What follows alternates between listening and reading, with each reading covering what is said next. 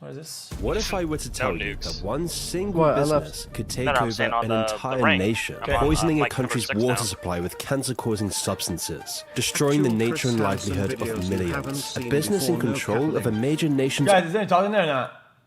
own national military, with full control of their government? I'm looking at chat.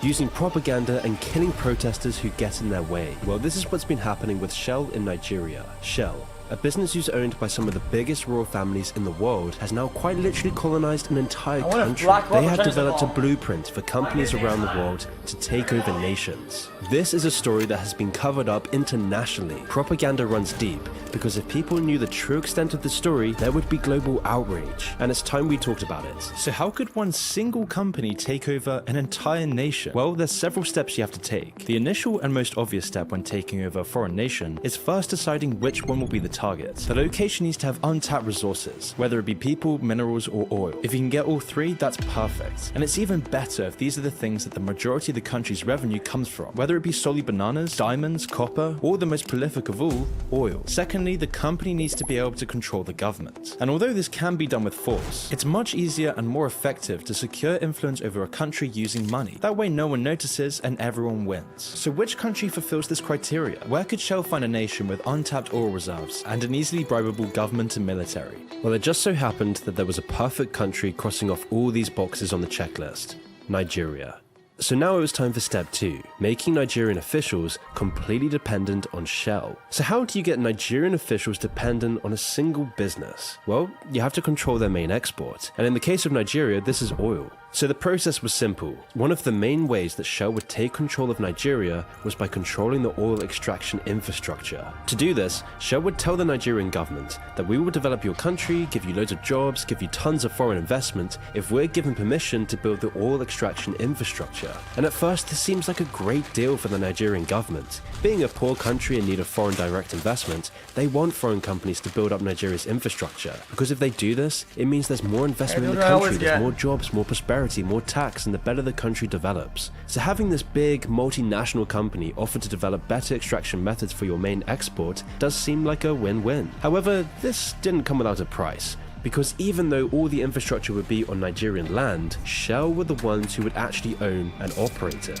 which meant that in later years, Nigeria would become completely dependent on Shell for keeping about 1,000 Nigerian oil wells running. And with 95% of Nigeria's exports being oil, this then makes up 40% of their total economy. And now since Shell had control of the flow of oil in the country, they could now oversee almost half of Nigeria's total cash flow. And as Henry Kissinger said, whoever controls the money controls the world. And it was this factor that gave Shell unparalleled influence over the nation as a whole. It was a genius business move, because if Nigeria tried to change the deal and take back control of their own oil, Shell and any other oil company could halt extraction completely, decimating the entire country's economy. And because of Shell's powerful connections to the British and Dutch royal families, as well as all the other major banks, they would then tell other big companies to pull out their investments in Nigeria, thus stripping Nigeria of everything, strangling the country into submission.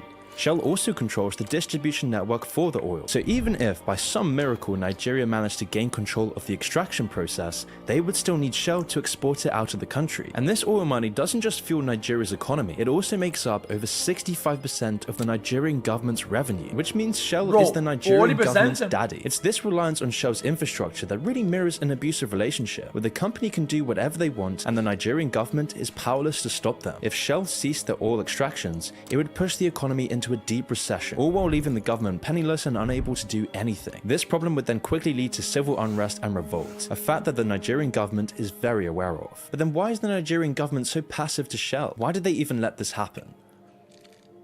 Well, this leads us onto the third stage of controlling a country: bribery. Once Shell had Nigeria dependent on them for oil, it was time to make their way into the government. Recently, an anti-corruption investigation revealed that Shell transferred Nigeria $1.3 billion, knowing that the funds would end up in the pockets of convicted money launderers. Once Nigeria received the $1.3 billion, it was then transferred to various middlemen instead of being spent on the country. Afterwards, $466 million of that was given to the Nigerian president and his subordinates. In return, Shell gained access to the OPL 245 oil field, which increased the company's total oil reserves by 1/3. EFCC is investigating whether the $1.3 billion purchase of OPL 245 in 2011, in their words, included acts of conspiracy, bribery, official corruption, and money laundering. Despite Shell and Nigeria's government enjoying their mutually beneficial relationship, the bribery wasn't exactly extended towards Nigerian civilians. Instead of reaping the country's newfound wealth, the majority of the population was hit with a seemingly never-ending stream of oil spills. Starting from 2010, nearly 3,000 spills have been recorded and attributed to Shell, with at least 29 million litres getting drained into Nigeria. For reference, that's enough oil to fill over 11 Olympic-sized swimming pools. These oil spills then pollute the entire country's water supplies. So by now, the water that Nigeria drinks is poisoned with cancer-causing substances that also kill the surrounding nature, taking away the nature, farming and fishing industries that many Nigerians are dependent on. The oil operations also contaminated the water supply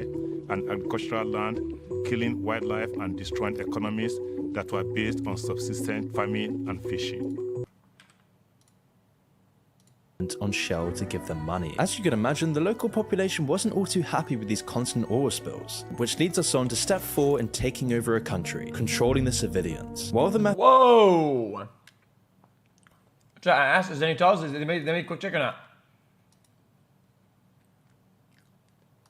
methods of achieving this can vary from location to location, Shell has perfected controlling the populace. How could you make a country passive to your wrongdoings? How could you make them content with drinking cancer-causing water and having their entire country controlled by one company? If Shell couldn't control the civilians soon enough, their control of the country would collapse, people would revolt, and time was ticking. Shell needed to come up with a plan soon. And so what did Shell do? Well, they kept their head down and denied any wrongdoing. All the 4 cases were sabotage, so not actually done by Shell, they were actually by criminals who steal products. In fact, up until 2011, Shell only claimed responsibility for less than 40,000 gallons of oil spilled, or around 0.5% of their actual number. And with the growing money and power Shell was harvesting from Nigeria, that denying any wrongdoing wasn't gonna last. Shell needed to act like all good dictatorships, using all their power to squash any dissent with propaganda. Using the money they extracted from Nigeria, they would use this to crush the population. Now, Shell has a long history of trying to sway public opinion in their favor, but this hasn't been strictly through traditional means. Back in the 60s, Shell would secretly fund a number of articles that stoked the flames of a civil war in Nigeria. The company would play both sides against each other, which seemed to promise the Nigerian people resources that were theirs once the war was over. However, this was all smoke and mirrors. The deal still gave Shell full control of Nigeria's oil. But today, the company's come up with more unique methods of propaganda. The effectiveness of Shell's new propaganda is their ability to blur the line between truth and lies. Leaked internal documents show Shell's real strategy of refocusing the narrative and attempting to point out the environmental progression that they're making. In the UK,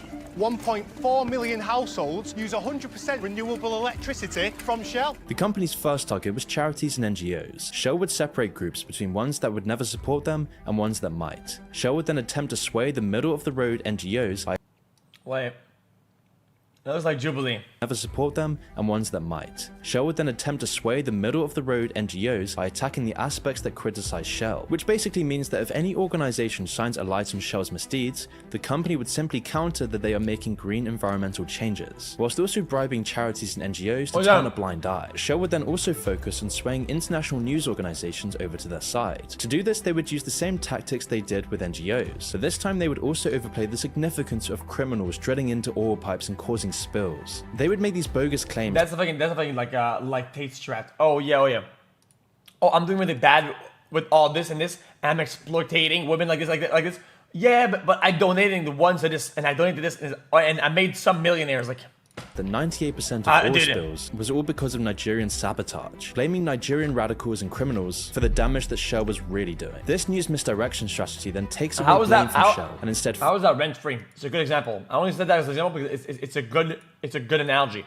Focuses it towards the Nigerian people. And now this propaganda helped internationally, but this PR maneuver wasn't swaying the Nigerian civilians. While it was effective in publicly muddying the waters, there was still massive civil unrest in Nigeria. People were sick of Shell exploiting all their resources, their nature, their jobs, impoverishing their people and giving them cancer. The country was rising up, and Shell was in big trouble. The time was running out for Shell. They needed to do something drastic. How could they keep the populace quiet? How could they force the population to be passive? This was a hard thing to do as Shell was openly destroying the country. Tens of millions of people relied on fishing for their livelihood, yet these constant oil spills were poisoning the coast and devastating Nigeria's fishing operations. All this bribery and propaganda just wasn't enough, which brings us on to the fifth and final stage of Shell's takeover of Nigeria, and this was to eliminate any opposition with force. You see, by this point, the Nigerian civilians were on the brink of revolution. People were realizing they had been colonized by one single company, and so the Nigerian population began to protest. And one of these protesters was a man named Ken Saro-Wiwa, president of the Movement for the Survival of the Ogoni people. From the very beginning, even though I was young, I could see that nothing was coming to the Ogoni people from the oil. This organization led a non-violent campaign against Shell's tyranny of Nigeria, and so of course Shell wasn't particularly fond of these protests, or Saro-Wiwa. This sort of pollution, to live with it in an area where land is in very high demand, is completely destructive of the community. In fact, they were threatening Shell's complete control of the country, and so Shell allegedly tasked the Nigerian military to do their dirty work. You see, throughout Ken Saro-Wiwa's life, there had been around 7,000 oil spills that contaminated the country's nature. This is just one of the places where decades of devastating environmental damage and pollution has been caused by the oil company Shell. The UN report released last week says it will cost $1 billion and 30 years to clean up the mess. Saro-Wiwa eventually had enough. He was sick of the Nigerian population becoming Or they're not even gonna clean it up and fuck it. impoverished, sick, poisoned, and the nature surrounding him collapsing. And so he would organize multiple non-violent protests against the exploitation of Nigerian land. In addition to the lack of civilian... What, 1 billion to what? What's the question mark? What are you talking about? Financial benefits. This was causing Shell to start putting their hair out. They were never gonna give in. I'm just talking like I'm the company. Like, you think that, yo, how am I dumb?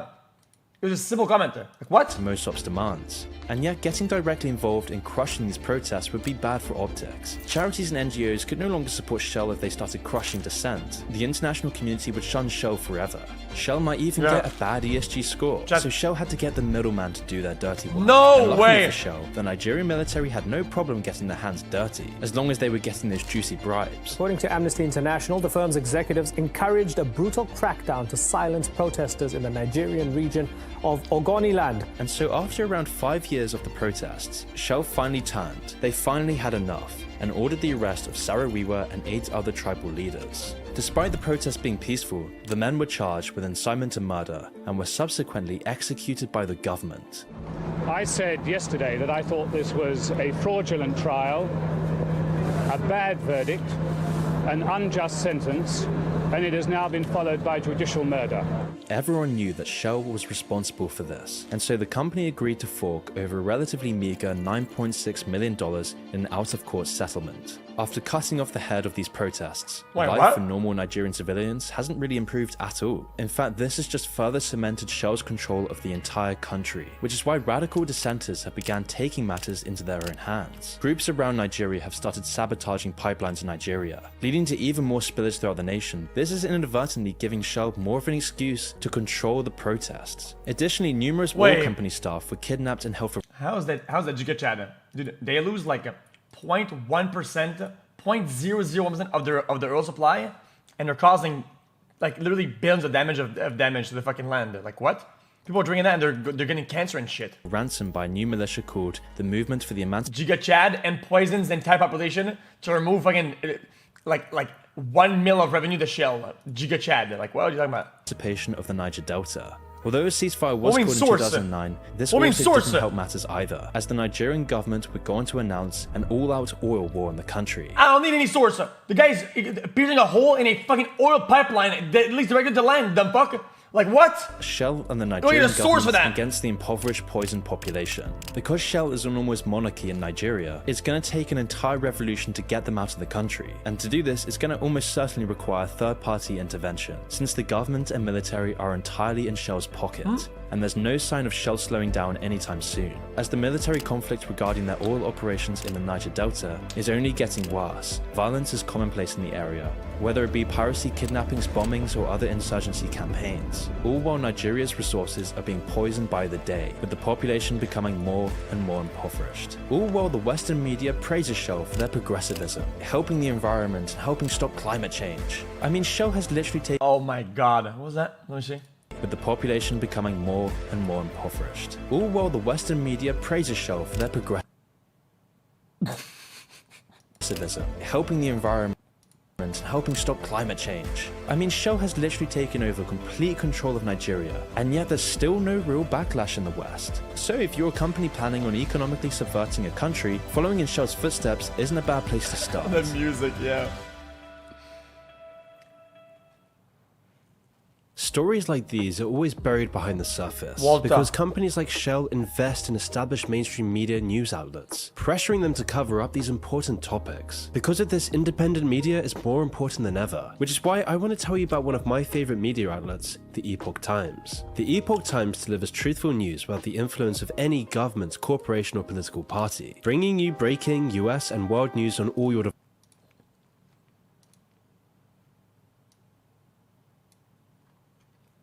Well, the sponsor. Bro? What did I say? The world's first unbiased news source, Kappa.